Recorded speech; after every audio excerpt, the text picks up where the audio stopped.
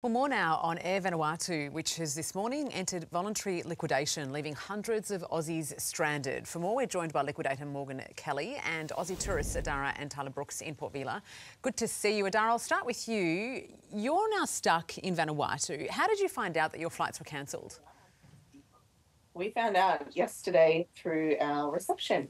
So we were going to go and jump on our transport to get to our flight, and they let us know that it was cancelled. We hadn't had an email yet, no correspondence from them yet, and then they just told us that it was cancelled.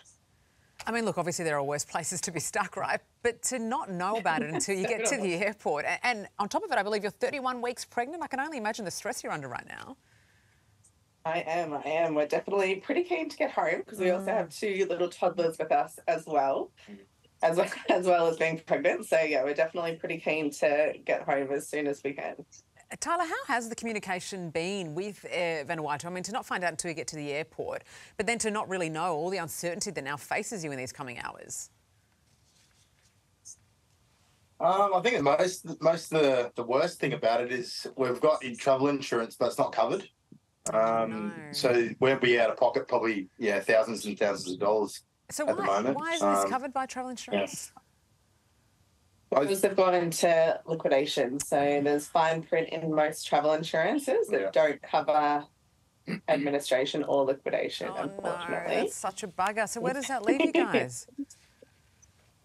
I guess we're waiting for 2 o'clock today to hear their response about what they have planned to do. And then from there, maybe going to Fiji to get home from there, possibly, or New Caledonia.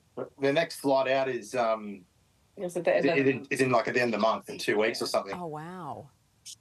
Imagine being stuck there for 2 more weeks. Well, hopefully you do find a way out. I mean, let's see what happens at 2 o'clock. Morgan, I want to bring you in now. The airline has gone into voluntary liquidation, as we've just heard. That's left a lot of people in the lurch with their insurance policy. So what happens now? Thanks very much, Sarah. Well, first of all, I might just say to Adara that we understand the situation you're in, and we'll be working really hard to try and find some solutions for passengers like you who are stranded there. You're actually our number one priority for today. We were appointed effectively last night. My team flew into Vanuatu yesterday. We're conducting an urgent assessment of the financial situation now to assess how quickly we can normalise operations, what we have available. We're liaising with the airline and the stakeholders now to understand the situation.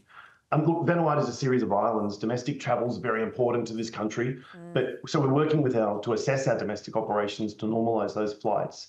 We're working with our international stakeholders to try and re-establish international flights as quickly as possible to help those passengers like Adara who are stranded.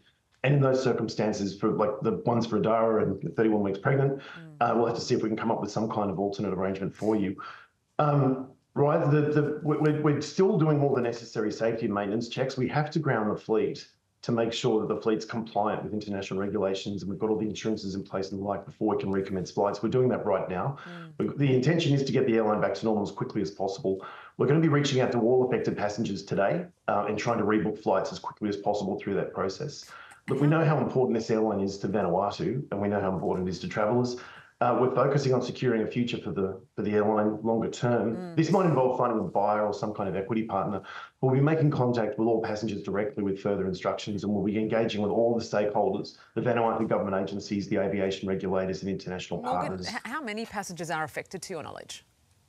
I don't know how many passengers are affected right now. That's one of the things we need to work on. As I said, we only really took control of operations this morning. How long do you envision this taking? I mean, and it is quite a shock, isn't it, that this happened so quickly? Surely there must have been signs that the airline was in trouble. I understand the airline's been supported by the government for some time. This has happened very, very quickly. One of the things we need to assess today is what the financial position exactly is, so we can work out what our funding requirements are and what the ask is of any government agencies that might be able to support us, and also what our situation is with our international partners. And just quickly, you don't actually know how long passengers will be stranded there for. I can't tell you that right now, no. All right, no worries. Morgan, thank you so much for bringing us up to speed. Appreciate it, Carl. Well, Angela Haig and Ian Whitelaw were about to go on their honeymoon when they were given 12 hours notice that their flight was cancelled. Imagine that. After Air Vanuatu went into voluntary liquidation this morning. And the couple joins us live now from Bonville in New South Wales. Angela, how are you feeling? Very disappointed. Very, very disappointed. Yes, it was a bit of a shock to the system. We got an email at 1 o'clock yesterday afternoon from Air Vanuatu. So then we headed down to the Tormina Flight Centre, who hadn't even known about it. And then they spent a few hours tracking down what had happened. And we found out at 6 o'clock last night everything had been cancelled. We were supposed to be on a flight to Sydney at 6:30 this morning. And Ian, look, I'm so sorry I mean, it's so annoying and it's so disappointing when you've been waiting so long for a break, let alone something like this. I mean, how did you take it all, Ian? Oh, it's just hard. We booked for it since October last year, and yeah, we're looking forward to it. First time we're going to have a holiday through the year for a long time. So yeah, very disappointed. Yeah, 5 years since your last holiday. It's so, you know, especially when you're looking forward to something like a honeymoon, it's a pretty special occasion to celebrate, right? Are you going to plan another one? Well, we've got to wait till we've got to go down to Flight Centre today and apply for insurance, travel insurance, to get our money back. Yeah. And we can't do anything till we do that.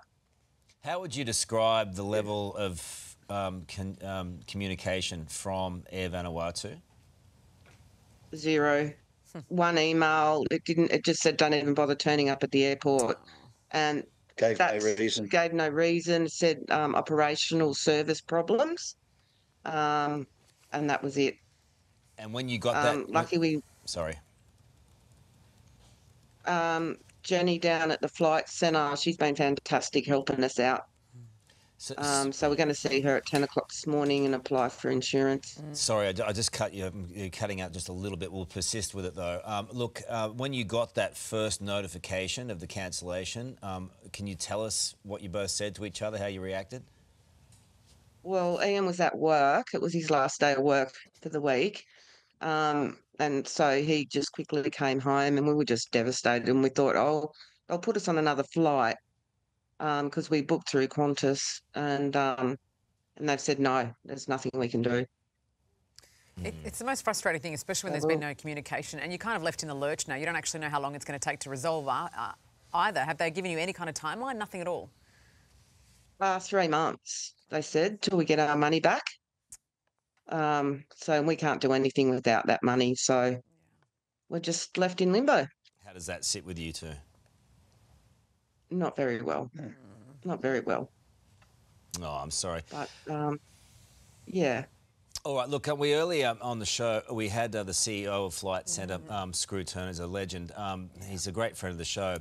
We told him about your story and his amazing team, and they're right across Australia to do an incredible job. They've decided to take over and sort all your flights out for you for free. Oh, that's fantastic. Oh, excellent. Excellent. Thank you so much. Oh, isn't that wonderful? Thank you, Today's Show. Yes, it's fantastic. Fantastic. And when you reflect on... Thank you so much. When you reflect on who gave you that, I think just Carl is fine. Don't worry about Screw Turner. Carl and Sarah. Thank you, yes. At least someone's thinking of me. Jeez, it's hey, so nice. you know, you guys had all this planned for so long, and, you know, there are lots of things that go on in the world that are tough, and I guess, you know, wherever this sits on that is one thing. But for you guys to get away after 5 years would have been a great break for you. I hope you can still do that. Thank you so much, Thanks. Carl. Thanks, Carl. Thanks, Good on you, Sarah. legends. Thanks, Thank Angela you. and Ian. Oh. Okay, bye. Love a happy. Yeah. Hey there, Today fans. Sarah and... What's my name again? Oh, my goodness. Carl. Hey, thanks for watching our YouTube channel, though. Subscribe now for more news, special reports, and amazing Aussie stories. And Carl misbehaving, Whoa, of course. that never happens. Always happens. What's she talking about? Always happens.